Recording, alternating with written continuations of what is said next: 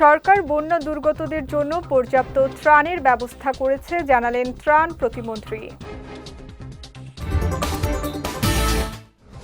এবং চট্টগ্রামে রিফাত হত্যা মামলার প্রধান আসামি সহ গ্রেফতার 4।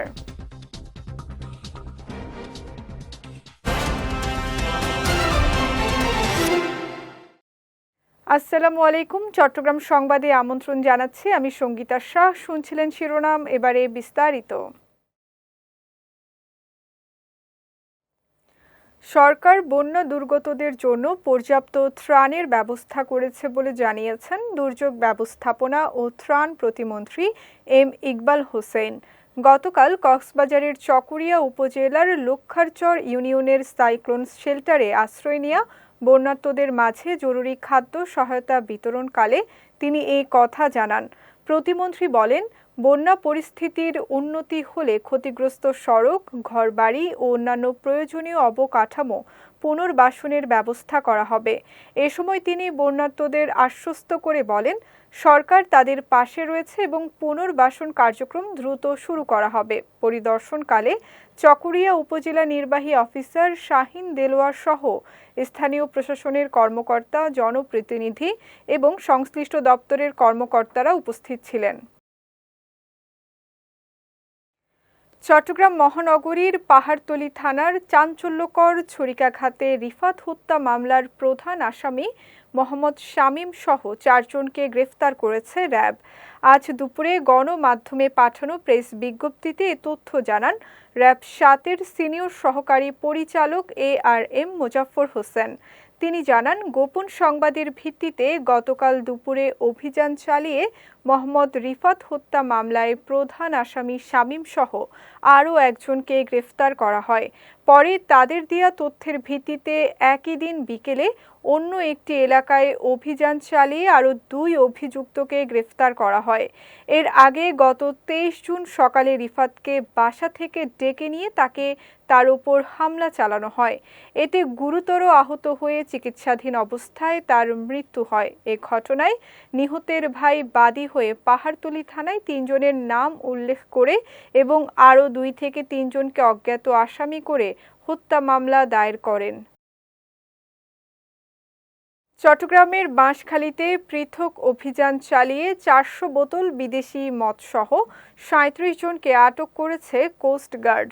গতকাল সন্ধ্যায় বিষয়টি নিশ্চিত করেন কোস্টগার্ড মিডিয়া কর্মকর্তা লেফটেন্যান্ট কমান্ডার সাব্বির আলম সুজন। জানান, গোপন সংবাদের ভিত্তিতে বাঁশখালী থানার শেখেরখিল মাঝঘাট সংলগ্ন এলাকায় একটি বিশেষ অভিযান পরিচালনা করে কোস্টগার্ড। অভিযানে 2টি অবৈধ আর্টিসানাল ট্রলিং বোট ও ট্রলিং জাল সহ 37 জনকে আটক করা হয়। অপরদিকে মাদকের বিরুদ্ধে অভিযান চালিয়ে চট্টগ্রামের পতেঙ্গায় 400 বোতল বিদেশি মদ জব্দ করে কোস্টগার্ড, যার আনুমানিক মূল্য প্রায় 1,36,00,000 টাকা। মিয়ানমারে বাংলাদেশি পণ্য পাচার করে দেশে ফেরার সময় বিপুল পরিমাণ টাকাসহ 2 জনকে আটক করেছে বর্ডার গার্ড বাংলাদেশ বিজিবি। গতকাল উখিয়া উপজেলার পালংখালী সীমান্তের গুইল্লাখালী এলাকায় অভিযান চালিয়ে তাদের আটক করা হয়। বিষয়টি নিশ্চিত করেন উখিয়া 64 বিজিবি ব্যাটালিয়নের অধিনায়ক লেফটেন্যান্ট কর্নেল জহিরুল ইসলাম। জানান, গোপন সংবাদের ভিত্তিতে পালংখালী বিওপির একটি বিশেষ টহল দল ভোরে সীমান্ত এলাকায় অভিযান চালায়। এই সময় গুইল্লাখালী সীমান্ত দিয়ে 2 যুবককে সন্দেহজনকভাবে বাংলাদেশে প্রবেশ করতে দেখলে বিজিবির সদস্যরা তাদের থামার সংকেত দেন, কিন্তু তারা পালিয়ে যাওয়ার চেষ্টা করলে ধাওয়া করে তাদের আটক করা হয়। পরে তল্লাশি চালিয়ে তাদের কাছ থেকে নগদ বাংলাদেশি 12,48,300 টাকা উদ্ধার করা হয়।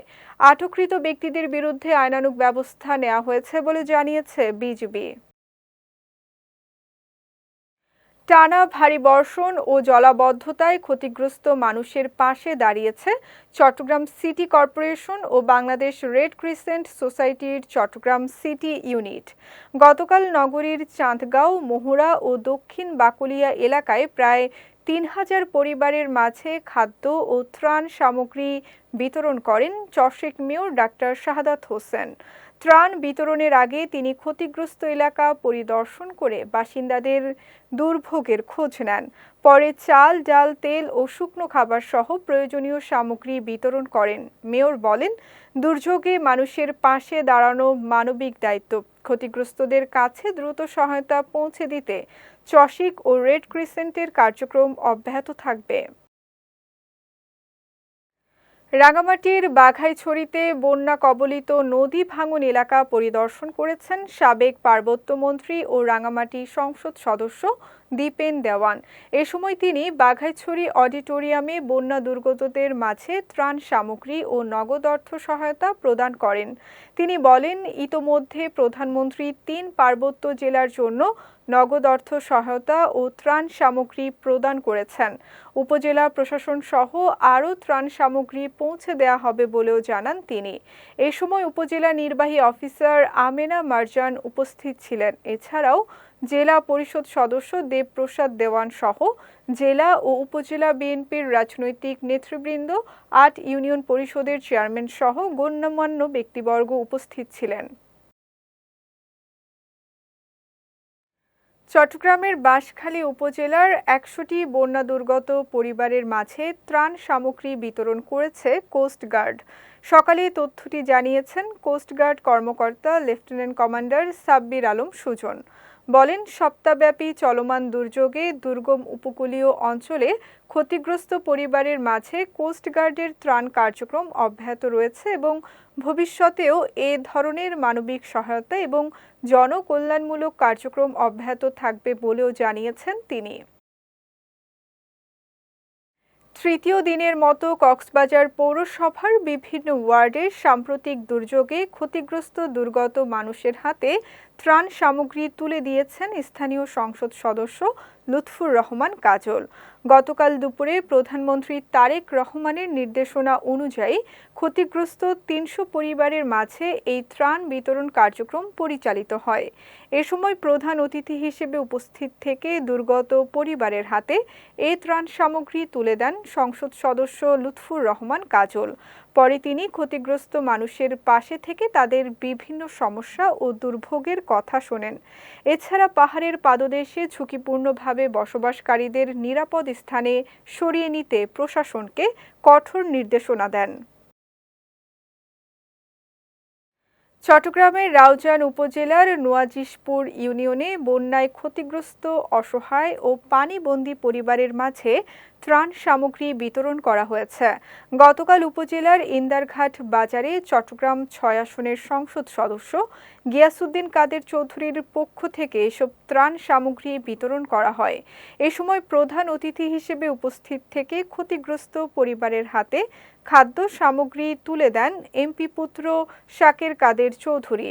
উপজেলার বিএনপির আহ্বায়ক ও নোয়াজিশপুর ইউনিয়ন পরিষদের সাবেক চেয়ারম্যান মোহাম্মদ নুরুল হুদার সভাপতিত্বে ও উপজেলা ছাত্রদলের সদস্য সচিব মোহাম্মদ ফরিদ উদ্দিনের সঞ্চালনায় এ সময় উপস্থিত ছিলেন রাউজান উপজেলা বিএনপির সদস্য সচিব ফিরোজ মেম্বার, যুবদল নেতা আব্দুর রহিম, মোহাম্মদ হেলাল উদ্দিন সহ অনেকে। ভূমি ও পার্বত্য চট্টগ্রাম বিষয়ক প্রতিমন্ত্রী ব্যারিস্টার মীর হেলালের নির্দেশনায় হাটহাজারী উপজেলার মাদার্শা ইউনিয়ন পরিষদের ৩, ৪ ও ৫ নম্বর ওয়ার্ডে বন্যা দুর্গত মানুষের মাঝে ত্রাণ সামগ্রী বিতরণ করা হয়েছে।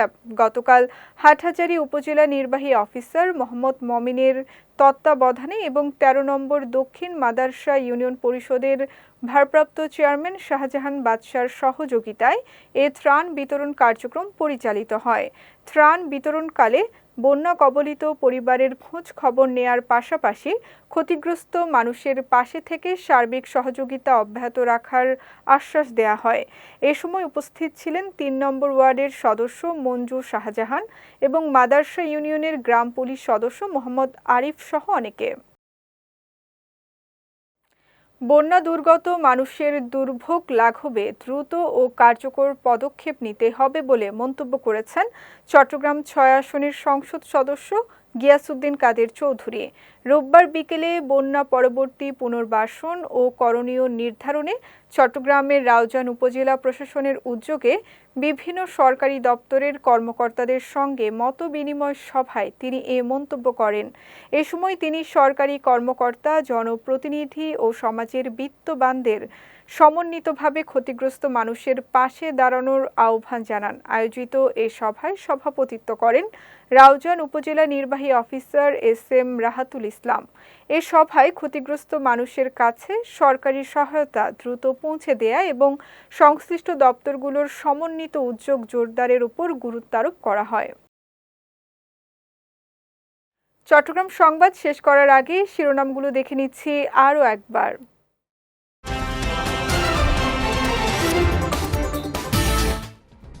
সরকার বন্যা দুর্গতদের জন্য পর্যাপ্ত ত্রাণের ব্যবস্থা করেছে, জানালেন ত্রাণ প্রতিমন্ত্রী। এবং চট্টগ্রামে রিফাত হত্যা মামলার প্রধান আসামি সহ গ্রেফতার 4।